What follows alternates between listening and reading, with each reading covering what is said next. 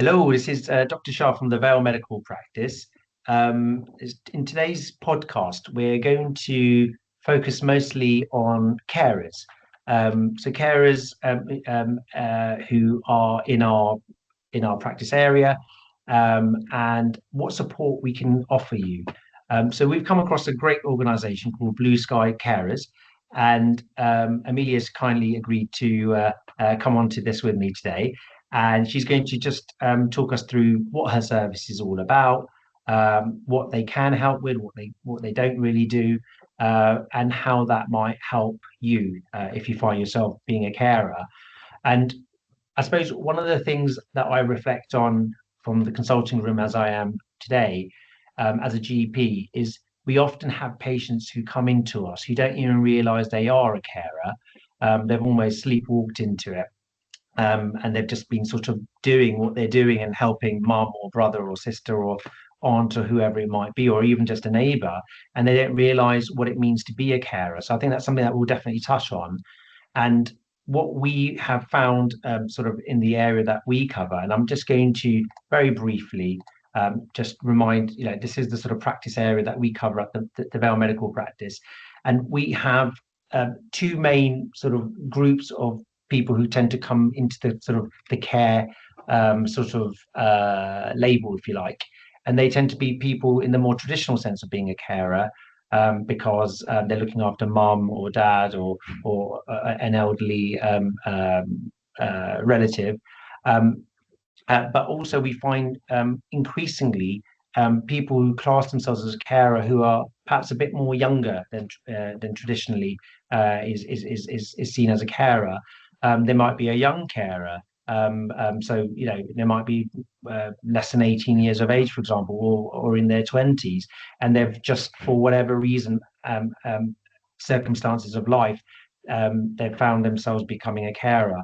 And that can be difficult in an area like where we live and work because of the issues of rurality, where it's difficult to sometimes get to places and you find yourselves isolated. But also because we have new towns and villages sort of cropping up, and new areas of development, like in Shortstown and the Wixoms.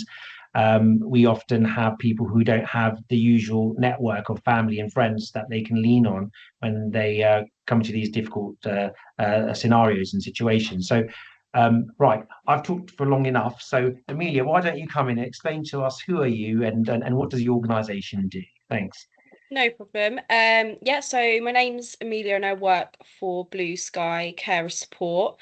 We are a local charity within Bedfordshire, Central Beds, and we support unpaid carers through sort of lots of different avenues.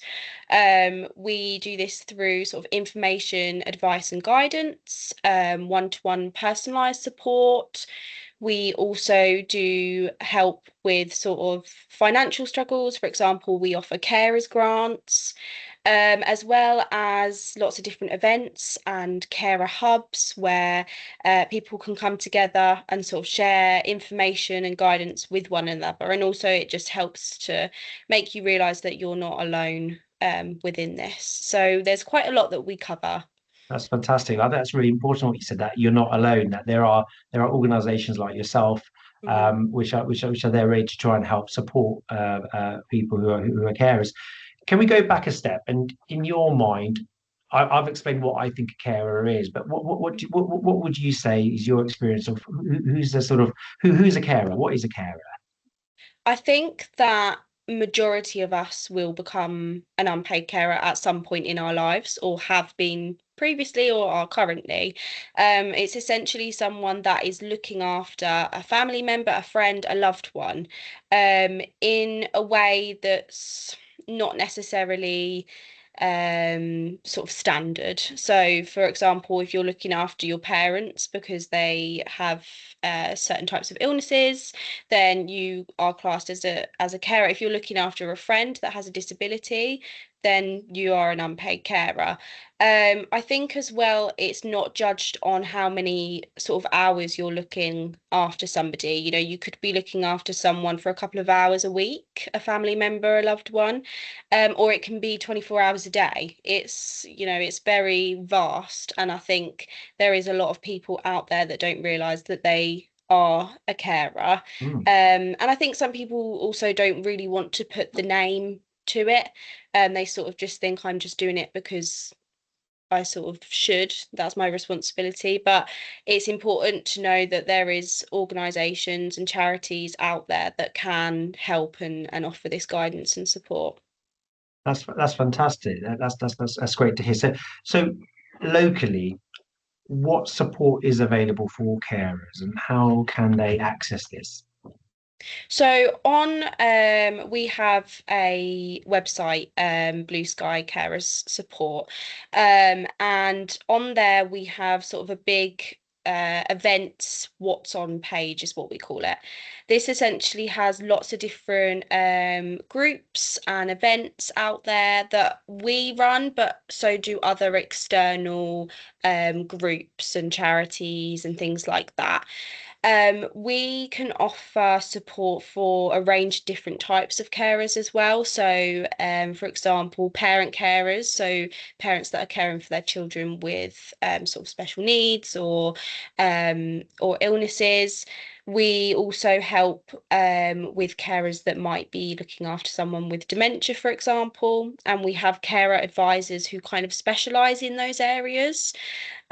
So we can offer a lot of sort of one-to-one advice and support. Somebody can pop down into our office, which is in Bedford town. So they can come and have a chat with one of our carers advisors. They can do this on the phone. They can do it on a sort of Teams call like we're doing now. Oh, fantastic. Yeah. Um, so you can gain that sort of, if someone's got a question about anything. It can be about financial situations, well-being, if they're just struggling and just need somebody to talk to.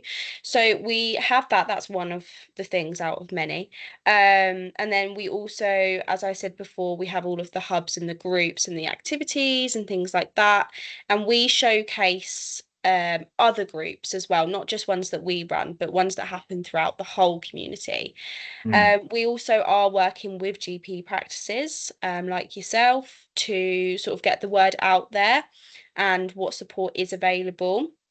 We do support financially as well with our carers grant. So this is something carers can apply for, and it's just a bit of money to essentially do something that's going to support their well-being or help them within their caring role. That's quite a big thing that we do there. One thing as well that we do have as Blue Sky is the Blue Sky Social Care Card. So it's a Mhm. little bit like a carers or blue light card, which some of you may have heard of before.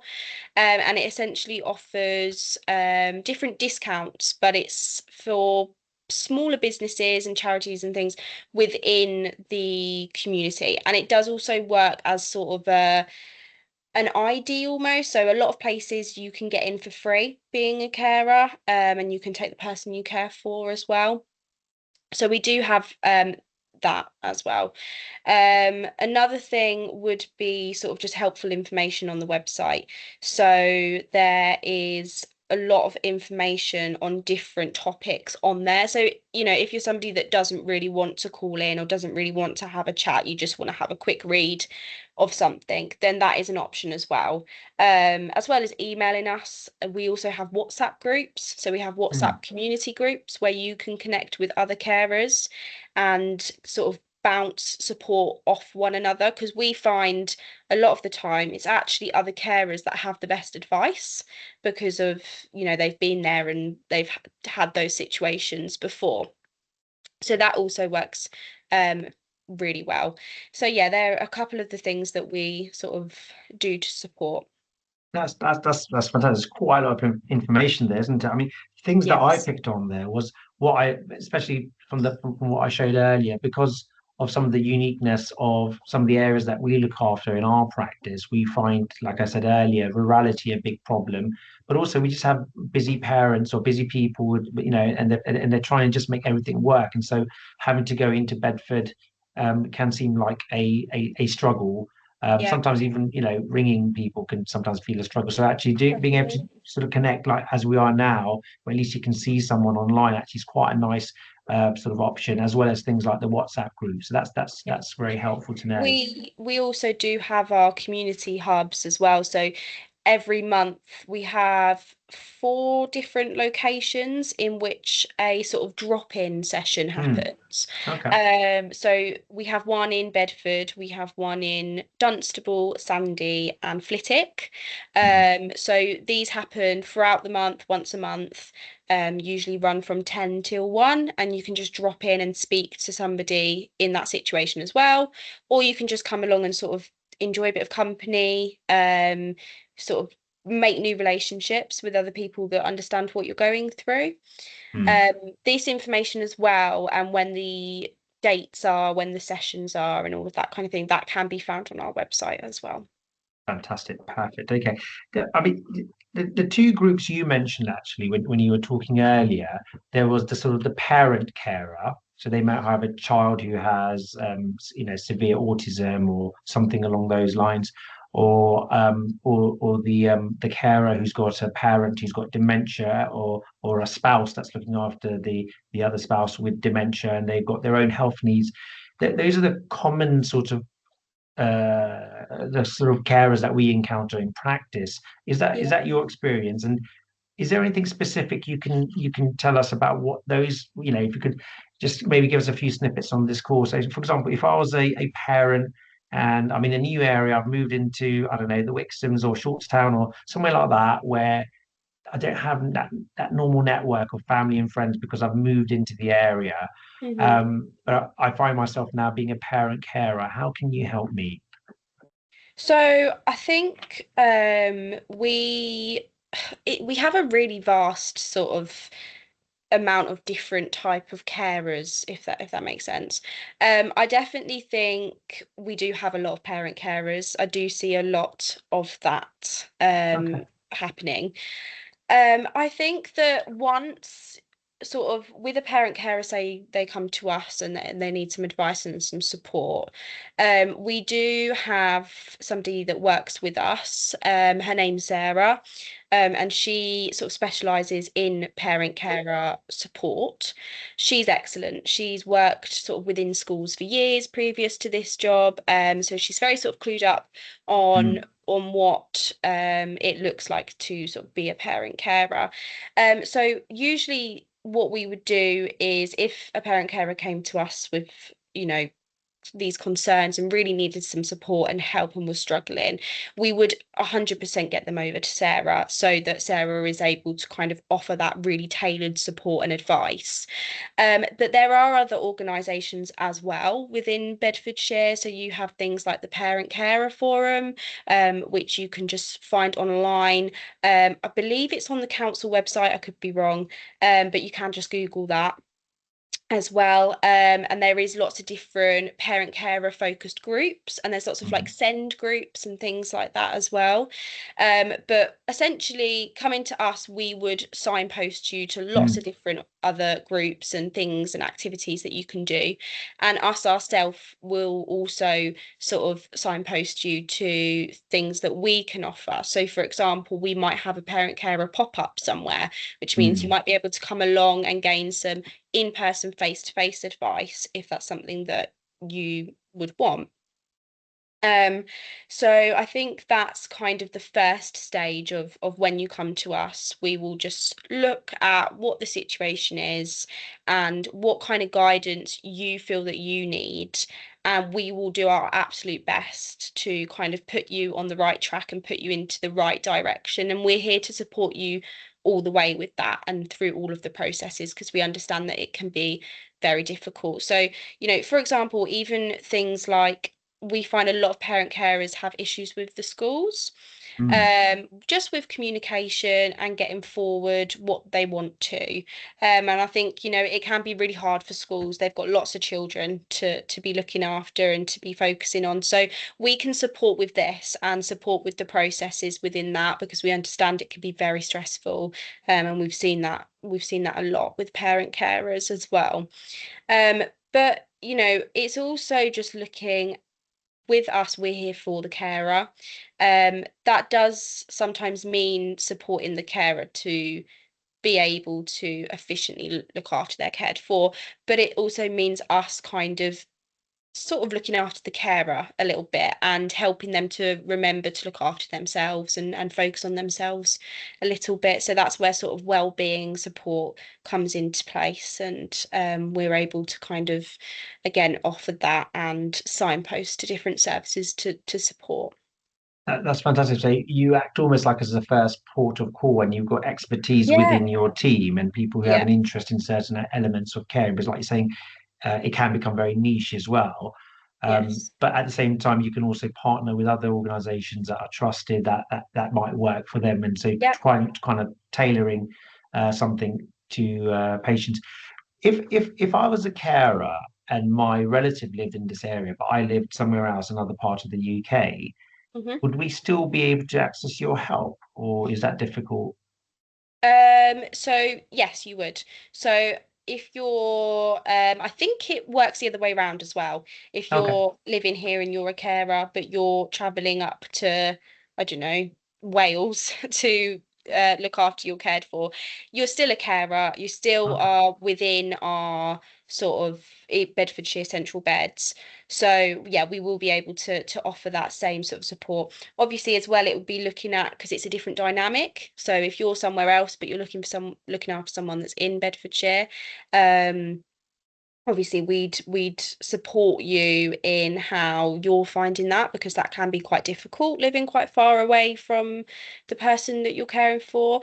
But it doesn't change anything. You are still a carer. Yeah. At the end of the day, you're still offering and giving that support to a loved one. That's fantastic. Thanks for letting me know about that because I wasn't entirely sure.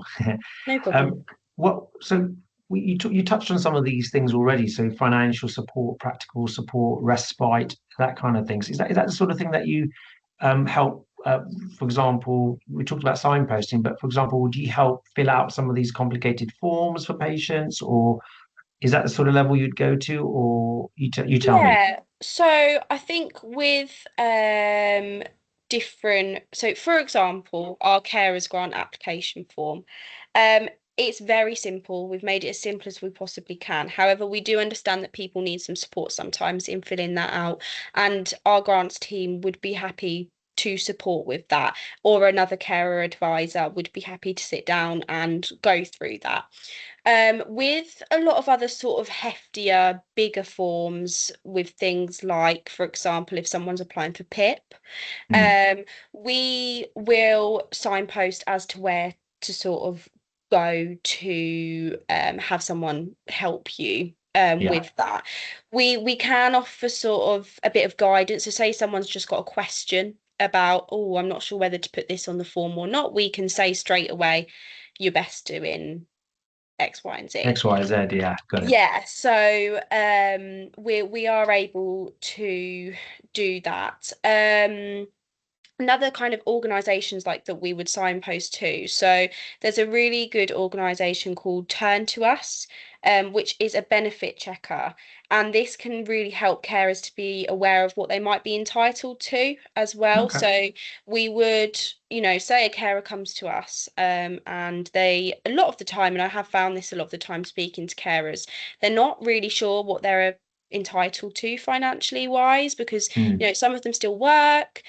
Some carers might completely stop working, but they're worried because their partner's still working, or it's It's a very lot to think complicated. of. It's Yeah. very complicated. So Agreed. Turn to Us Benefit Checker is a really, really good one to have a look at as well. But yeah, so with the forms, it would be a case of, please do come to us and say, I'm struggling with this form, this is what I'm trying to apply for, this is what I'm trying to send, and then we'll be able to kind of say there and then, Mm. okay, we should be able to offer you some guidance maybe on the phone, just help you with a couple of questions, or we may have to put you forward just to get some more kind of Yeah. guidance and help with that. Fantastic. Okay. You mentioned the sort of the blue light card equivalent. I forgot what you call. What do you call it? Yeah. So it's the Blue Sky Carers. social card. Bit of a mouthful there. So Yeah. is that a card, that a physical card that you'd have, or an app or something like that, that a carer Yeah, would so have and they can? it's essentially a social care card. Okay. So it's something that, again, you can find it on our website. You can find it on all of our leaflets, and things like that. And it's essentially something that you do apply for. I think it's a very small charge of like a couple of pound a year or something like that. And it's essentially works as a sort of discount card as well as like a carer ID.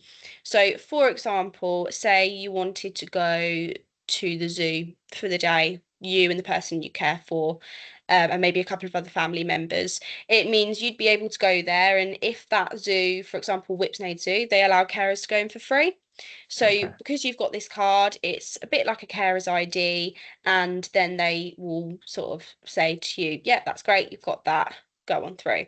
The sort of discounts look at a lot of sort of businesses within Bedfordshire, within the community, that will allow discounts. So you can actually see where all of who gives discounts, all of the businesses and things on the website as So well. it's So like a you, directory of yes, businesses, and yes. hopefully, yeah. Okay. So we do also have a carers directory as well. And this essentially, sometimes it kind of goes with the Blue Sky card because it, with the directory, businesses that are carer friendly can pop their businesses on there. And it just means, for example, if you are a parent carer and you have a child with autism, we know Mm. that sometimes taking them to the hairdressers can be very, very difficult, especially with sensory overload and things like that. So you can have a look on this directory and find a sort of send friendly barbers or hairdressers. And it's just that kind of makes it a bit easier. You Yeah. don't have to go searching yourself for it. Yeah. And a lot of businesses that offer the discounts will put themselves on the directory as well. So that's also really That's handy. that's really nice. And I think you've touched on something there. That sometimes I think for carers, what they say to me is that they just want to take the edge off. They know that things are not going to fundamentally change because No. things are as they are, but just a little bit of acts of kindness, or just a little things that make that day a little bit easier. I think is what makes a big difference for people, and that's certainly what we find. For example, in our practice, is that we like to know who our carers are. And we Yeah. actually have a special code that we put on our computer system to try and identify people. Because, I mean, for one side, so that we can try and be just a little bit, make things a little bit, a bit easier for you, because we understand that there are other more pressing challenges for you, perhaps, than sort of the average patient, if I can put it in that way. And it's just a bit of an act of kindness more than anything. But the other side of it, there's a very practical side to it as well, because if you're a carer, for example, you're eligible for flu jabs. During the pandemic, we found that because the rules were that if you're a carer, you were eligible to for the COVID jab at that time. Obviously, I know the rules changed quite a lot, but there was a time where carers had special sort of allowances, and there are other bits and pieces like that along the way. And so it's just good to have that for all those reasons. So I think certainly we want to know, certainly our practice want to know, because we want to try and make it just a little bit easier where we can, and provide that sort of practical support to people where it's needed. So it's good to hear that you've sort of networked and working with local businesses as well. Um, when you see someone and they say, right, I'm a self-attested carer, how does that work? Do you sort of assess them, or is there, how does that work? Because I know I had one patient once who was quite worried that, gosh, what if they don't believe me? Which I thought was an awful way, because I can't imagine anyone pretending to be a carer. Yeah. But is there a process, or is there something that we can try and demystify that sort of process if people have that in their minds? No, so with us, first of all, you don't have to register with us to gain support. So if you are just, you feel like you're sort of coping, but you need a little bit of advice, and that's all you need. You don't have to register with us. That's not something that you have to do. We will still offer you that support and that guidance. We are here for every carer, whether you're registered with us or not. The registration process is really simple, and it's not, we're not asking you 1,000 questions or trying to, sort of harass you on whether you're a carer or not. We're not there to do that. I think that it's just a few simple questions about sort of your details, who you're caring for, and sort of how you are essentially. So, for example, a carer might just say, I care for my mum, she has dementia, I do this 12 hours a week. Full Mm, stop. That's it. You don't have to go into detail. That's not something you have to do. With the process with that is on the sort of registration process, we will ask you what support you feel that you need, if any. mm, If you say, I don't feel like I need support right now, I just need to know that someone's there if I need them. Plus, I would like to receive sort of information about what's going on. So we send out newsletters every month, to the carers that are on our system, that are registered with us. And this just keeps carers up to date with what's going on in the community and what support that we can offer them. So, that's absolutely fine. If that's all they want, we don't need to contact them until they're ready. If they want to contact us, then they can. If it's a carer that comes to us and says, I need help now, it's quite urgent, I need questions answered, I need support, then we will get straight on that as soon as possible. And we will be calling in and we will be checking. We can do home visits as well. That is something that we are offering as well, if that's more okay. comfortable for the carer. And especially if they can't really leave their cared for, and they want to see someone face to face in person. So that's kind of the process, Mm, as such with that. So it's trying to give carers as many options as we can, in the sense of how much support they want. They might just want to register with us because they just want to know that someone's there. But you don't have to register with us. We are still mm. there. We are still only a call away. And yeah, that's kind of That's how we that, look at that's things. I think that's really helpful to know because it's that sort of safety blanket almost that we are there and you can just dip in and out as you need to or get a newsletter and just keep Yes. stay away, keep in touch from a distance if you like, but at the same Yes. time if things do get really really critical you can really crank it up and get sort of much more things in place, which is really good to know, I think. um, Touching on something you just said there, actually. So, if I was looking after this elderly parent or relative, and they've got dementia, but I am now struggling, because it's taken a huge toll on me, or I'm that parent of the child, and I just need a bit of a time out. That sort Yeah. of respite. How does that work? Is that something you can support with? So us ourselves don't offer respite. However, we will we will go through every avenue with you to try and find you that respite, externally. So respite support, it may be available a lot of the time by a carer's assessment. So essentially, a carer's assessment, if people aren't aware, is a something that you kind of apply for with your local council, and then someone will come out and speak to you and get to know sort of your caring role, what support you feel you need, and then a plan is essentially formed and put in place to help you. Um, they can also do a one for the person that is being cared for as well. Okay. And you can do this separately, as we do know that sometimes a carer doesn't really want to talk about it in front of the person they're caring for, Yeah. and we Sure. do recommend that it is done separately. So from this, the adult social care can, see if you sort of are in need of some respite and can go from there. However, there is also a lot of other charities and agencies out there that can support. So you've got things like Age UK who Hmm. do the sort of drop-in sit-in services. There is a small cost to it, but it is small. And if you are in need of that, just a couple of hours even, then that is possible. On our carers directory as well, we do have a couple of other local charities that do similar things, just Okay. sit-in services.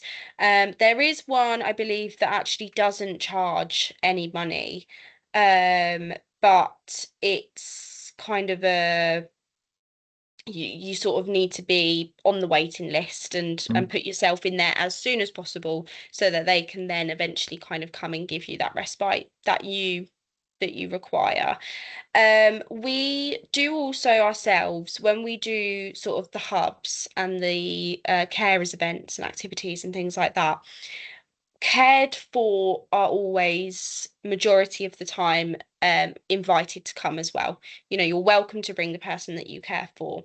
Now, although this isn't exactly sort of respite, it can be quite nice sometimes because you're doing something that's relatively feels more sort of normal Mm. with the person that you're caring for. So that can also feel, and I have spoken to a lot of carers, it still feels like a bit of a break for them because they Yeah. are kind of getting that support and guidance whilst not having to leave the person they care for. But I Yeah. would definitely advise carers assessments. If you are a carer, it's one of the first things that I believe that you should do, just to put that plan in place and to get some advice and some guidance from your local authority. That's really helpful. You're describing almost like a bit of a circuit break, isn't it? Sometimes just having these things Yes.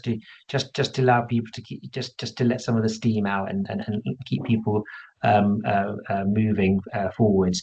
Yeah. I think what you were describing is it similar to the care needs assessment when you go into the council website. Yeah.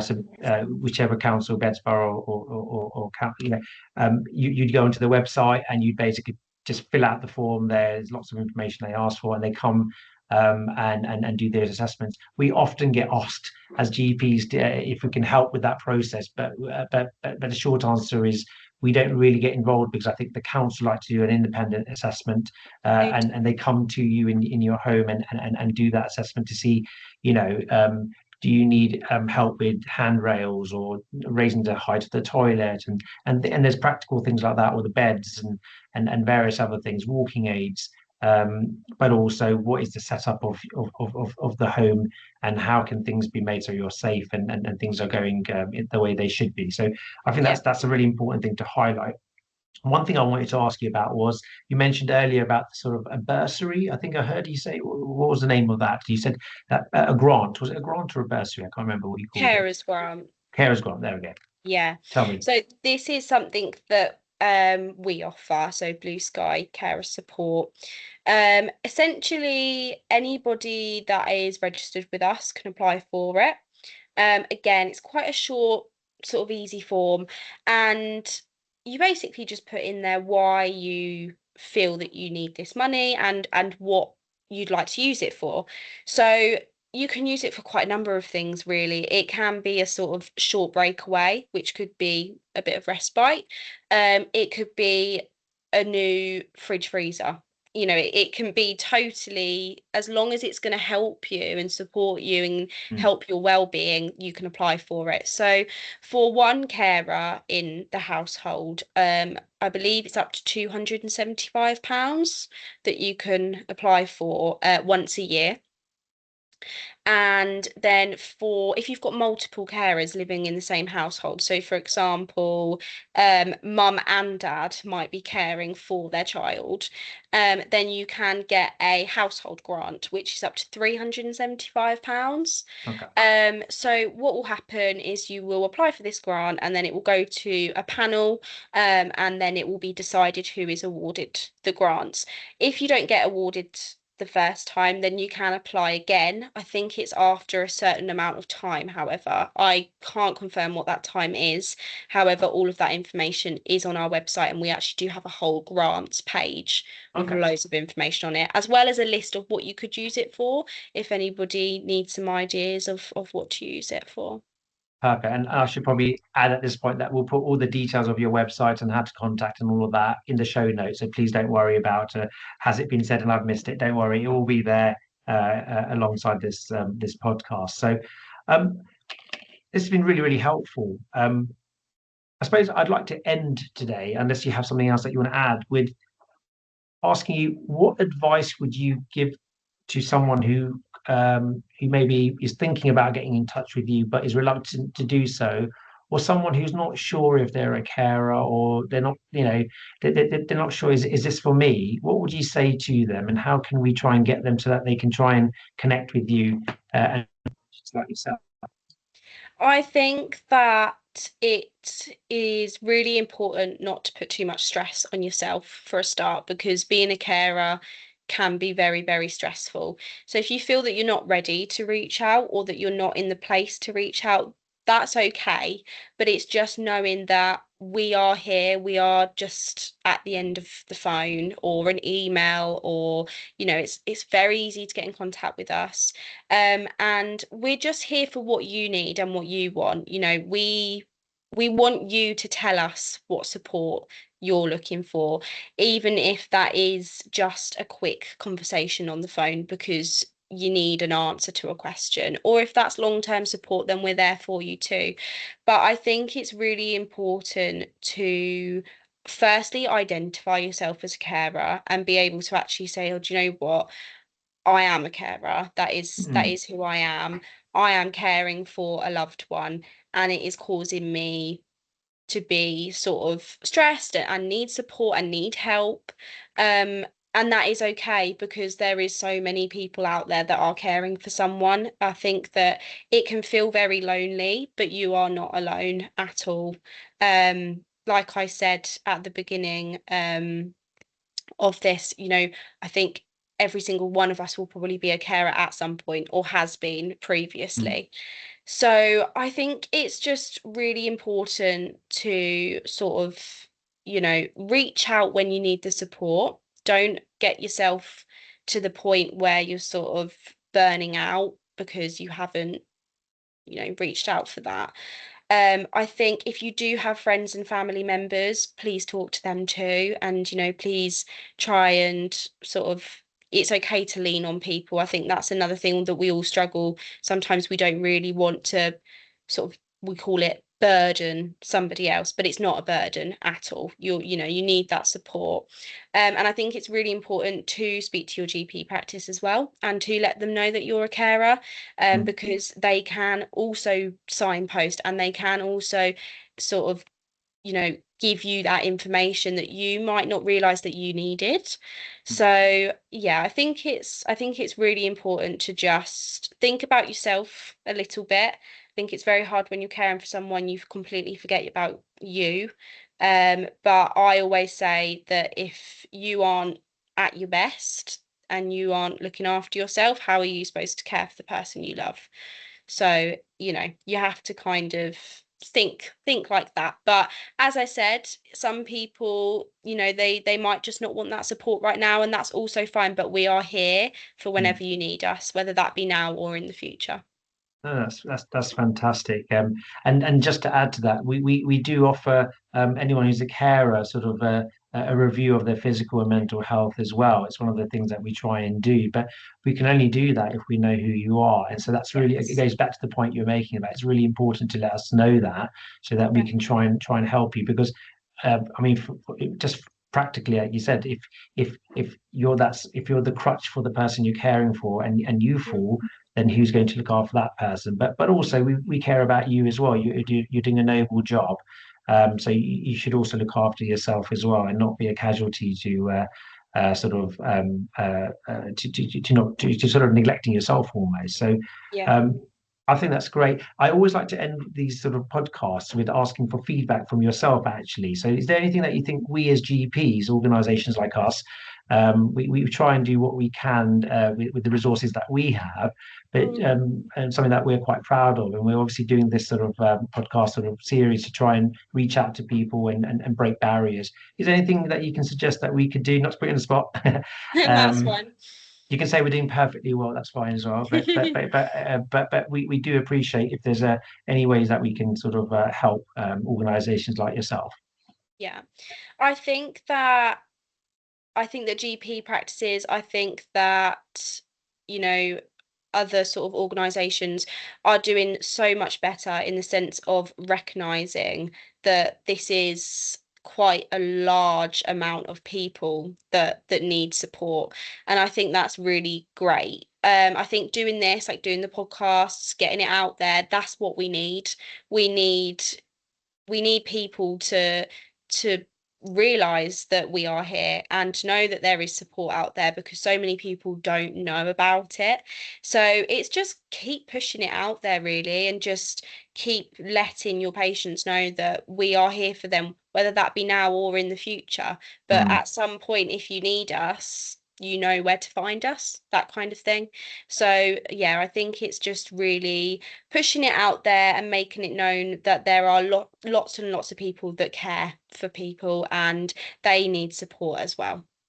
perfect. Thank you very much, Amelia, from Blue Sky Carers.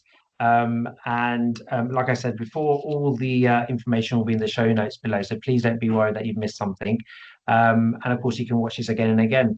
So that's the great thing about these sort of podcasts. So thanks again. We really appreciate it on behalf of our patients. Perfect. Thank you. Thank you.